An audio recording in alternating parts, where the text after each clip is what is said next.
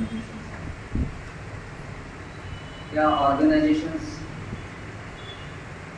गेल्या 2018 पासून DS4 नावाचं एक अभियान चालू, म्हणजे भारतीय संविधान सन्मान, सुरक्षा आणि संवर्धन. म्हणजे भारतीय संविधानाचं जे मूळ स्पिरिट आहे त्याला देशातल्या लोकांना समजावून सांगण्याचं हे एक अभियान आहे. हे अभियान प्राथमिक स्तरावर आम्ही संविधान साक्षरतेच्या प्रक्रियेत चालवलं आणि त्यानंतर 2021 पासून आम्ही कॉन्स्टिट्यूशन संविधान हे भारतीय जनतेचा एक अजेंडा व्हावा आणि त्याच्यामध्ये जे निहित जनतेचे अधिकार आहेत ते जनतेला कळावे यासाठी एक अभियान 200 जिल्ह्यांमध्ये आम्ही वादाकडे हा जो विषय आहे या विषयातून राष्ट्रीयकरणाची चर्चा करणार आहोत आणि राज्य समाजवादाची देखील चर्चा करणार. बाबासाहेब आंबेडकरांच्या मताने सामाजिक न्याय, समता आणि शोषित वर्गाच्या उन्नतीसाठी हा राज्य समाजवाद त्या प्रक्रियेशी जोडण्याचा आमचा प्रयत्न आहे. सामाजिक विषमता फक्त कायद्याने दूर होणार नाही आमचा विश्वास आहे, तर सामाजिक विषमता ही आर्थिक आणि सामाजिक संरचनेत मूलगामी बदलातून होऊ शकतो. ही प्रक्रिया आम्ही समाजाकडे ठेवत आहोत. प्रत्येक वेळी कायद्याचे दरवाजे ठोठावण्याची प्रक्रिया जी अलीकडे खूप महागडी आहे. म्हणजे आर्टिकल 32 तुम्हाला सांगतं जर तुमचा मूलभूत अधिकाराचा हनन होत असेल तर थेट सुप्रीम कोर्टात जा. पण सामान्य लोक थेट सुप्रीम कोर्टात जाण्याचा आणि त्यांचा तिथून न्याय मिळवण्याची जी प्रक्रिया आहे ती अत्यंत कठीण आहे. त्यामुळे या देशातली सरकारे, या देशातल्या संवैधानिक संस्था त्यांच्याकडून या शोषित पीडितांना यांच्या संदर्भात होत असलेली विषमता कशी दूर होईल आणि आर्थिक आणि सामाजिक समता कशी प्रस्थापित होईल हा संदेश देण्याची ही प्रक्रिया आहे आणि त्या अनुषंगाने हे पथसंचलन आहे.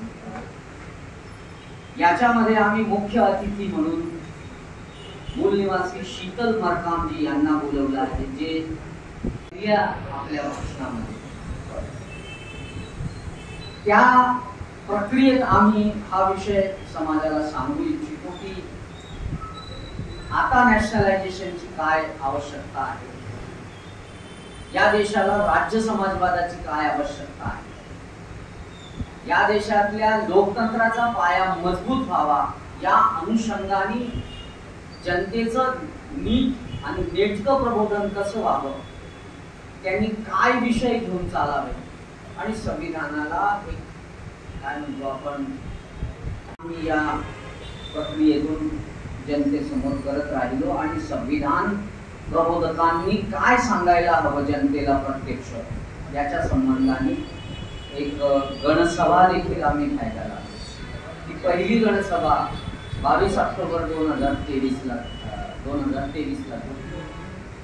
दुसरी गणसभा 12 ऑक्टोबर 2024 ला झाली, ती पण नागपुरात झाली.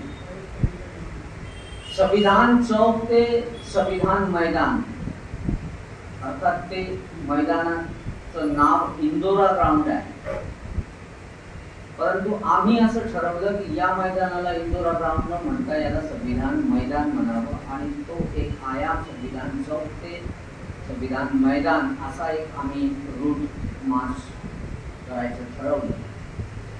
आणि यावर्षी संविधान मैदानाचे जे व्यवस्थापक आहेत त्यांनीही आम्हाला त्याचं नाव संविधान मैदान ठेवण्याची परमिशन दिलेली आहे. आणि आता 2025 ला 2 ऑक्टोबर रोजी आम्ही हे राष्ट्रीय स्तरावरचं पथसंचलन करीत आहोत. हे पथसंचलन, ह्या पथसंचलनामध्ये देशभरातून लोक सहभागी होणार आहेत आणि याच्या माध्यमातून या 200 जिल्ह्यांमध्ये आम्ही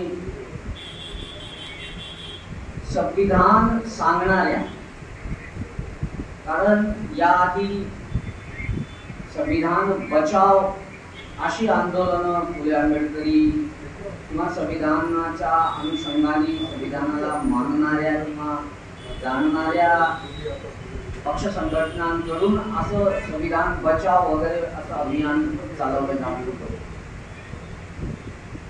परंतु आम्ही त्या अभियानाचं बचाव असं नाव बदलून आम्ही संविधान बचाव असं अभियान 2018 पासून ऑडिट देखील होण्यास सुरुवात झाली आणि हे सोशल ऑडिट करत असताना देश खरंच महासत्तेकडे चालला की आपण एका वेगळ्याच आवर्तनात देश चालला, ही या प्रक्रियेचं विश्लेषण समाज जीवनात व्हायला सुरुवात झाली आणि संविधान बचावच्या या अभियानामध्ये आम्ही जवळपास 50,000 संविधान प्रबोधक 22 राज्यांमध्ये आणि 200 जिल्ह्यांमध्ये बनवलेले आहेत. ते संविधान प्रबोधक संविधानातले हक्क आणि डायरेक्टिव्ह प्रिन्सिपल मध्ये जे निर्देश दिलेले आहेत त्याचं वाचन आणि त्या संदर्भात चर्चा समाज जीवनात करून संविधानाच्या बाजूने उभं राहणे